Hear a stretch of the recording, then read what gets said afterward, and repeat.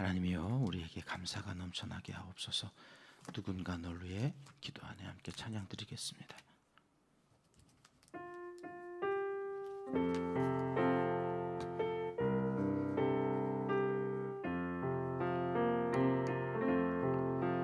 당신이 지쳐서 기도할 수 없고 눈물이 빗물처럼 흘러내릴 때 주님은 아시네. 당신의 약함을 사랑으로 돌봐주시네.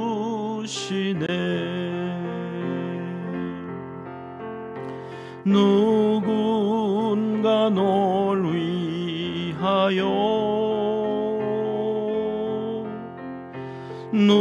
누군가 기도하네. 내가 홀로 외로워서 마음이 무너질 때 누군가 널 위해 기도하네.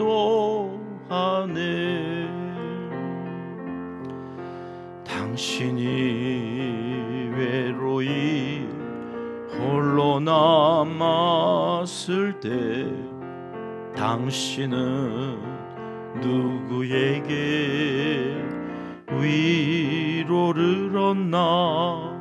주님은 아시네. 당신의 마음을 그대 홀로 잊지 못함을. 조용히 그대 위해 누군가 기도하네. 내가 홀로 외로워서 마음이 무너질 때 누군가 널 위해 기도하네.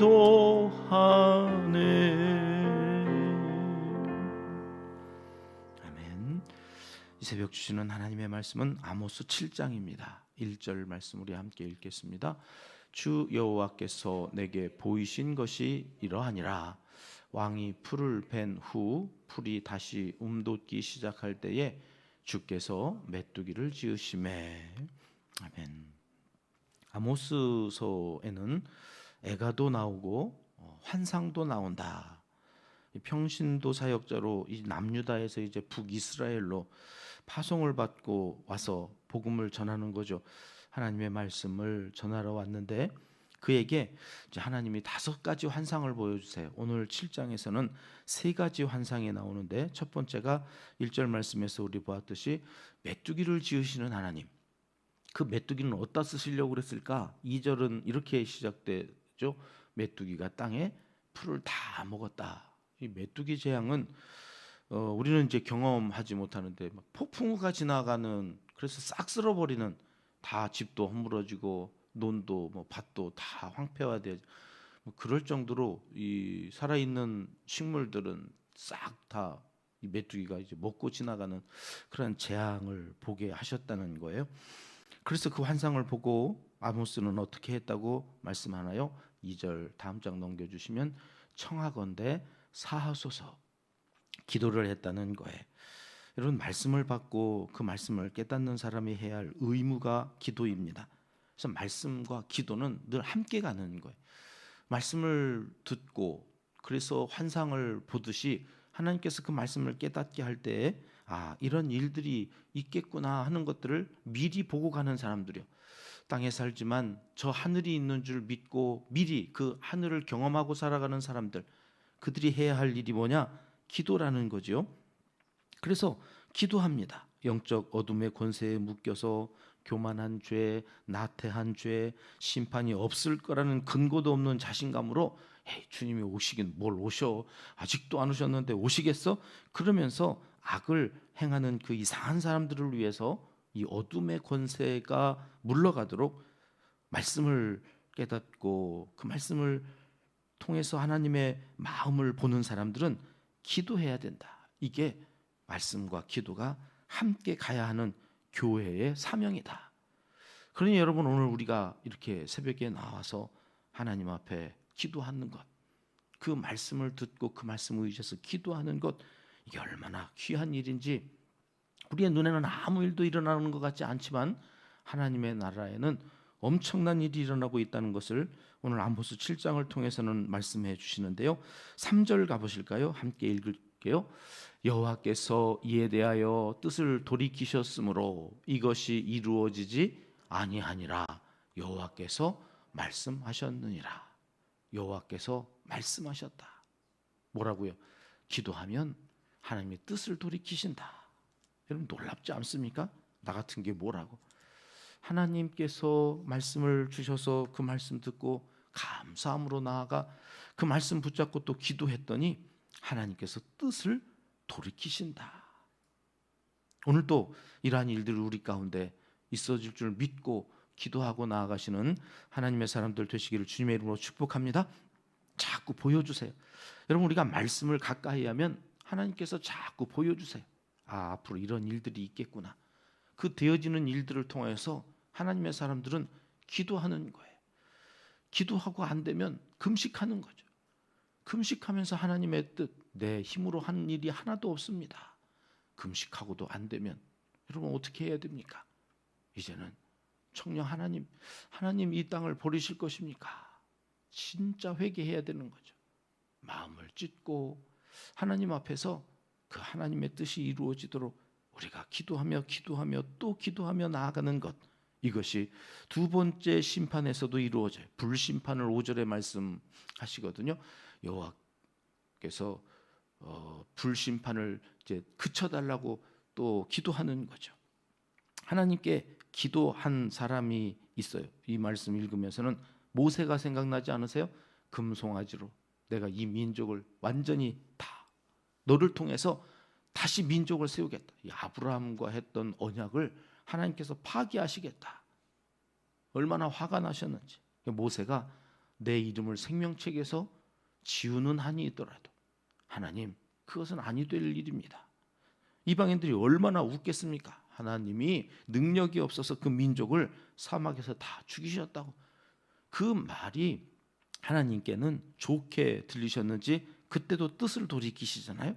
아, 기도할 때 하나님께서 뜻을 돌이켜 주시는 분이시구나. 아, 하나님은 인격적이신 분이시다 하는 말이 그 말이에요. 얼마든지 심판하셔도 되는 그 자리에서 기도하는 한 사람이 있어서 하나님은 이에 대하여 뜻을 돌이키신다. 여러분, 아모스라는 사람 참 멋지지 않습니까? 근데 여러분이 다 그런 아모스와 같은 멋지신 분입니다. 하나님께는 여러분의 그 기도가 오늘 또 이 나라를 살리는 거죠. 오늘 또 우리의 이 가정을 살리고 교회를 살리는 거죠.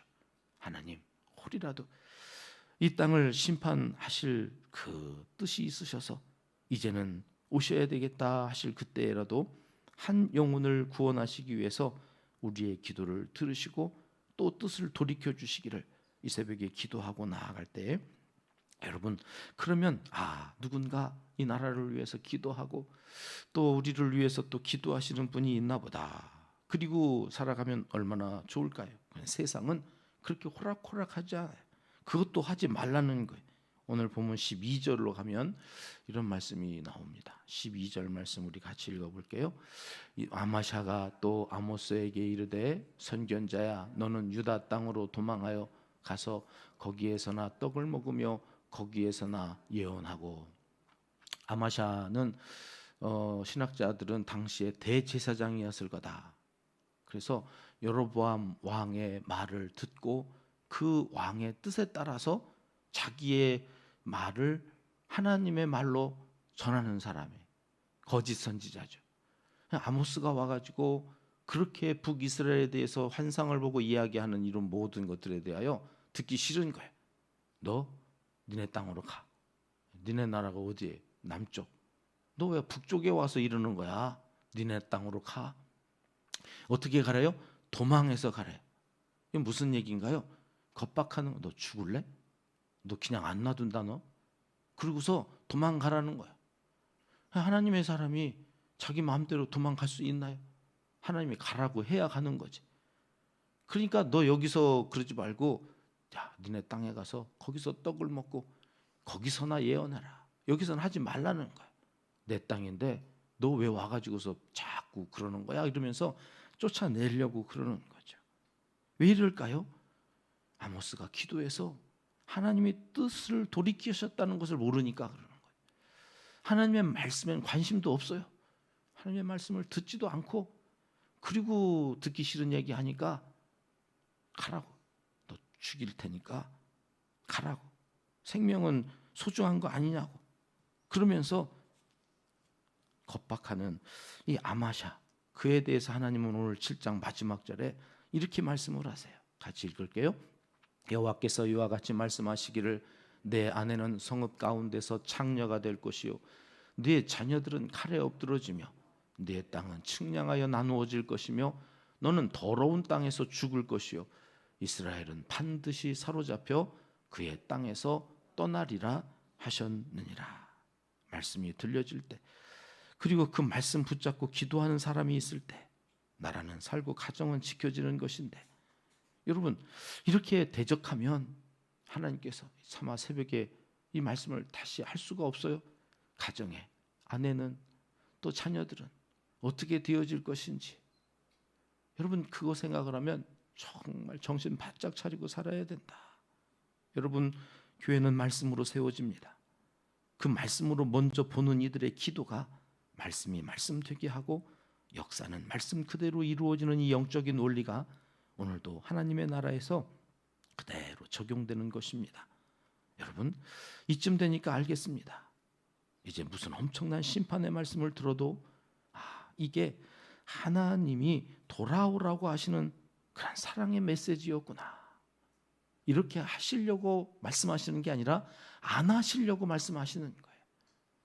지난 선지서를 쭉 보면서 우리는 참 왜 이렇게 엄청난 말씀을 하시나 싶었지만 그것이 하나님의 사랑이었다. 우리의 죄보다 하나님의 사랑은 늘 더 크고 더 위대하심을 기억하면서 오늘도 나라와 한국교회 이 땅의 죄악 용서하여 주시기를 중보하며 기도하는 하나님의 사람들이 되시기를 이 새벽 하나님은 간절히 원하시고 계십니다. 기도하겠습니다. 하나님 아버지, 아모스의 기도가 우리의 기도가 되길 원합니다. 메뚜기의 재앙도 불의 심판도 돌이켜 용서하여 주시고 한 번만 더 기회를 주시옵소서. 이제 더 늦기 전에 이 백성이 하나님께로 돌아와 새롭게 거듭난 민족으로 세계를 향하여 복음 들고 나아가는 대제사장된 나라가 되게 하여 주시옵소서. 우리의 다음 세대를 책임져 주시옵소서. 이제 못다한 기도를 주님 가르쳐 주신 기도로 아뢰오니 하늘에 계신 우리 아버지, 아버지의 이름을 거룩하게 하시며 아버지의 나라가 오게 하시며 아버지의 뜻이 하늘에서와 같이 땅에서도 이루어지게 하소서.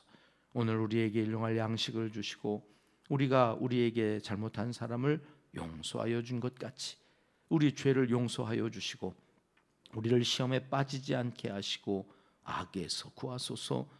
나라와 권능과 영광이 영원히 아버지의 것입니다. 아멘. 합심해서 함께 기도합니다. 우리의 기도로 뜻을 돌이키시는 복된 한날을 살게 하여 주시기를 위해서 기도하고 시작합니다. 우리 교회 첫 번째 비전이죠. 감동과 감격이 넘치는 예배 공동체가 되게 하소서. 나라와 한국교회 지도자들을 위해서도 기도하고요. 온 성도님들의 일터와 사업장, 생업을 위해서 기도합니다. 중동 지방의 이슬람권 지역에서 목숨 걸고 또 선교하시는 우리 선교사님들을 위해서 기도하는 날입니다. 옥천 다음교회 김준영 목사님과 대전 원정교회 함영호 목사님의 사역을 위해서도 이름을 한 번씩만 불러주시며 기도해 주십시오. 환우들의 간절한 기도에 응답하여 주시기를. 베네수엘라의 그 복구 현장이 참 만만치 않은 그런 기사들을 또 보았습니다. 하나님이 지진으로 인해서 피해를 입은 베네수엘라와 일본의 이 피해 지역에 하나님의 사람들을 기억하여 주시고 한 영혼을 또 구원하여 주시는 그런 귀한 날이 되게 해달라고 한 번 더 우리 기도하며 하루를 시작하겠습니다. 함께 기도하십니다.